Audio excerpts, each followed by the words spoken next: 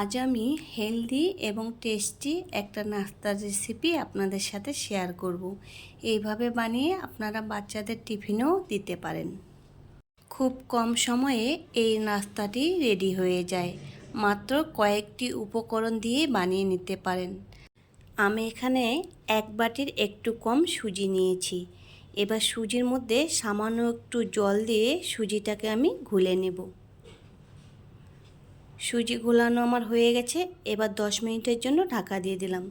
10 minute পর ঢাকাটা তুলে নিলাম। সুজিটা দেখুন একটু ফুলে গেছে। এবার এর মধ্যে দিয়ে দিলাম গ্রেট করে রাখা আলু, দিয়ে দিলাম পেঁয়াজ কুচি, একটুখানি চিলি ফ্লেক্স, সামান্য একটু জিরের গুঁড়ো আর একটুখানি ম্যাগি মশলা। এবার দিয়ে দেব গন্ধরাজ লেবুর রস। এখন সব কিছু আবার ভালো করে মিশিয়ে নেব। মেশানো হয়ে গেছে।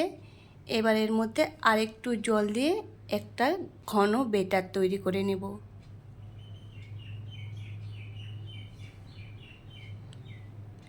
এখন এর মধ্যে দিয়ে দিলাম কয়েকটা ধনেপাতা কুচি আর একটুখানি খাওয়া সোডা।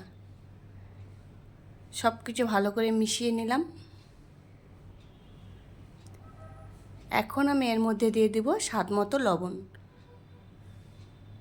লবণের সাথে সব কিছু আবার ভালো করে মিশিয়ে নিলাম। বেটারটা আমার রেডি হয়ে গেছে। দেখুন ঘনত্বটা ঠিক এরকম। এবার একটা প্যান বসিয়ে প্যান গরম করে সামান্য তেল দিয়ে তেলটাকে চারিদিকে ছড়িয়ে নিলাম। এবার 1 চামচ করে বেটার আমি এর মধ্যে দিয়ে দিলাম। এখন 2 থেকে 3 মিনিট অপেক্ষা করব। উপরের কালারটা চেঞ্জ হয়ে গেছে। এবার উল্টে দিলাম।